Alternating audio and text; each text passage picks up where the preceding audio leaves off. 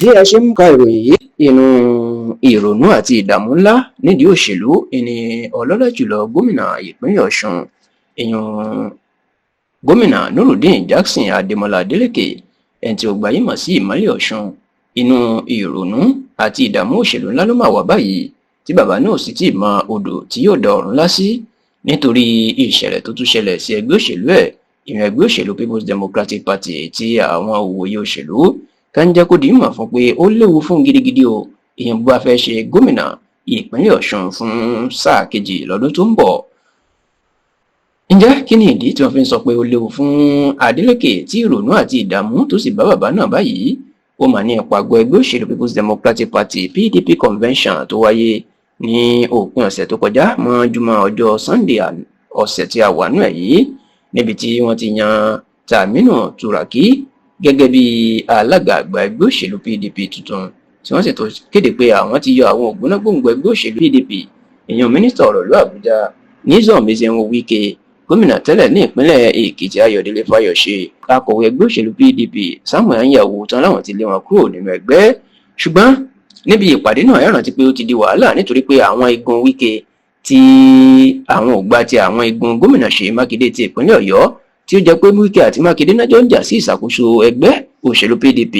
àwọn ti gbé ẹjọ́ lọ sí ilé ẹjọ́ gíga ìlú Àbújá pé kí ìpàgọ́ náà kó má ṣe wáyé bẹ́ẹ̀ ní ilé ẹjọ́ Àbújá ó dájọ́ pé ìpàgọ́ náà gbọ́dọ̀ wáyé táwọn igun Mákindé náà tán sì gbé ẹjọ́ lọ sí ilé ẹjọ́ gíga ìpínlẹ̀ Ọ̀yọ́ tó wà ní ìlú Ìbàdàn pé dandan àwọn gbọ́dọ̀ ṣèpàgọ́ bẹ́ẹ̀ ló jẹ́ pé ìpàgọ́ náà ilé ẹjọ́ náà dájọ́ pé kí ìpàgọ́ ọ̀hún kó wáyé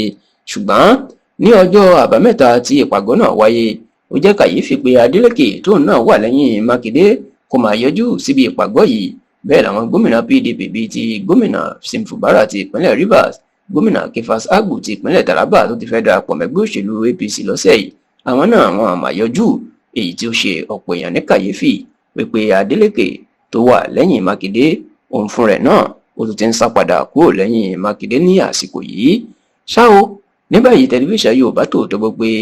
ìdí tí Adélékè ò fi yọjú òun ni bó ṣe jẹ́ pé àjọ elétò ìdìbò orílẹ̀-èdè yìí Independent National Electoral Commission INEC wọn kò yọjú síbi ìpàgọ́ náà nítorí pé lábẹ́ òfin àjọ INEC ó yẹ kán wà níbi irú ìpàgọ́ bẹ́ẹ̀ àwọn ni yóò fòǹtẹ̀ lu alága tí wọ́n bá yàn ṣùgbọ́n nítorí pé àjọ INEC láwọn ń tẹ̀ láṣẹ àjọ ilé ẹjọ́ ìlú Àbújá wípé wọn àgbọ́dọ̀ yọjú eléyìí ló jẹ́ pé lábẹ́ òfin ìpàgọ́ tí àwọn igun Ṣèyí Mákindé ṣe kò lẹ́sẹ̀ ńlẹ̀ tó sì jẹ́ pé alága àti akọ̀wé tó bá yàn ẹni tí wọ́n bá fọwọ́ sí fọ́ọ̀mù gómìnà tàbí ààrẹ kò ní lẹ́sẹ̀ ńlẹ̀ eléyìí la gbọ́ pé ó ń ba Adélékè lẹ́rù pé bóun bá lọ jáde nínú ẹgbẹ́ òṣèlú PDP ṣé tòun ò ní bóun báyìí pẹ̀lú bí àjọ INEC àti òfin kò ṣe mọ alága tuntun yàn tó sì jẹ́ pé igun ti Wike náà àwọn òfin ò tí ì dá wọn náà mọ̀ eléyìí la gbọ́ pé ó jẹ́ kí Adélékè kí ìdààmú dé bá kó sì máa ronú gidigidi báyìí tá a sì gbọ́ pé